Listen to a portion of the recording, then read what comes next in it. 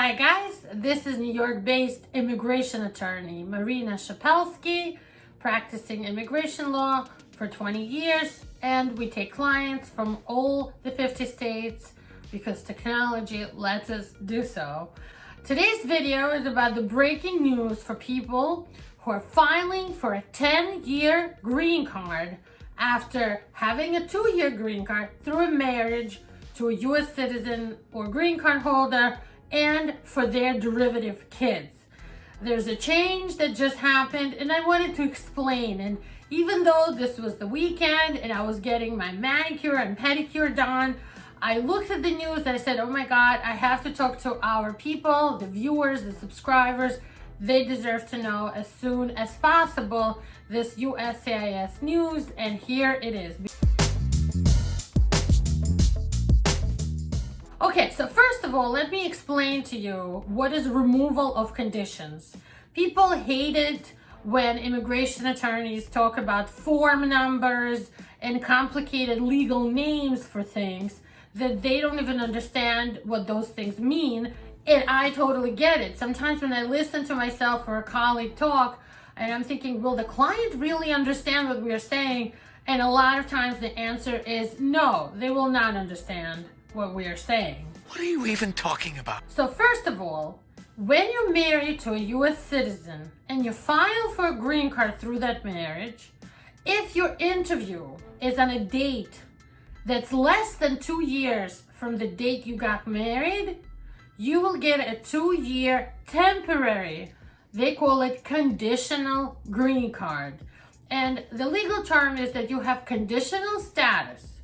Conditional means your status depends on you staying married to the same person for 2 years. The laws have decided, whoever makes laws, Congress in this case, that if the person marries a U.S. citizen and stays married to them for 2 years, that's proof that this marriage is real and it's gonna last, and that person deserves a 10-year green card. So just before the 2-year anniversary of your green card, and we know the date by actually looking at your green card, and on the bottom it says resident since, and there's a date.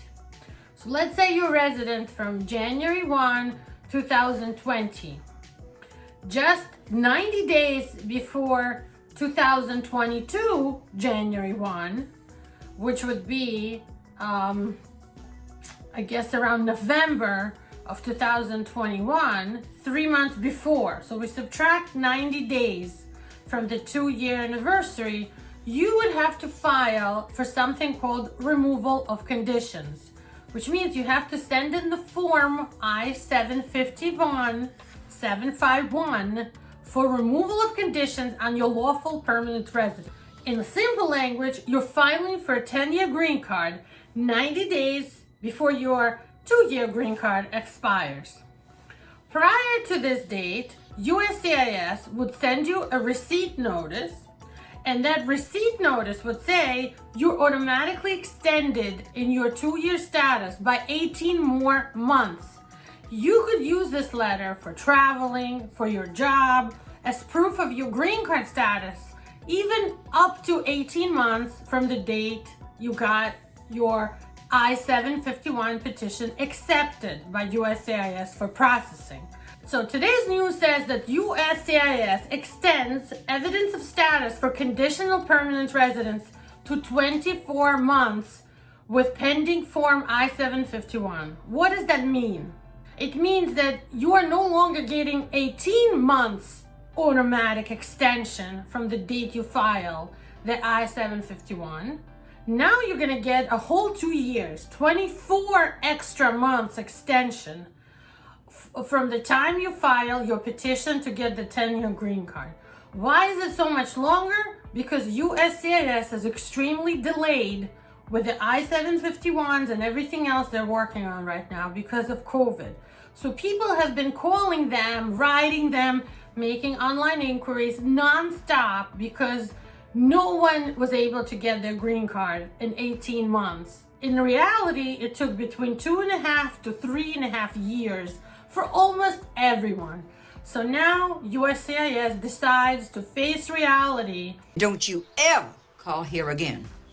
And give people a much longer extension to make them stop calling and harassing them and making all those calls and e-inquiries, to give people proof or evidence of their status from the time they file for the 10-year green card by 24 months. In reality, this means that when you get married to a US citizen, you're gonna have to stay married to them for at least 4 years or more to get your green card.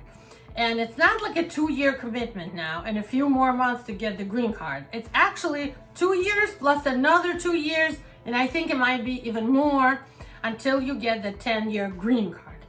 The good news is I have had a lot of clients who are not even getting interviewed for the 10-year green card, because we do a really good job showing that the people who are in this marriage for love and to create a family together and not just for a green card.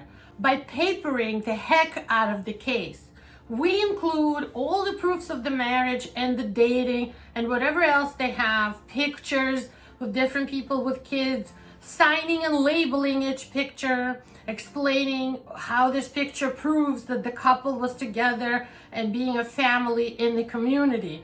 We include all the joint taxes, the joint bills, the joint membership cards, and joint credit card statements, and joint trips and itineraries, and invitation letters from people like, cards for wedding invitations and birthdays and thank you cards and anything and everything that proves that people were living together for this entire time and actually in a marriage together, with at least 3 witness letters that can prove with details what these people do together as a couple in the society, in the community. So if you have a good case, you're not even going to have an interview, because if you paper it really well, if you prove with paperwork that the marriage is real, even after all this long time that you have to wait, you won't need an interview. The card will just magically come by mail with a welcome to United States notice and a congratulations notice. So stick around for more videos. Thank you for watching until the end. Today's big news is it's going to be now 24 months of extension time automatically anytime you file for a 10-year green card in a marriage to a US citizen. Bye-bye.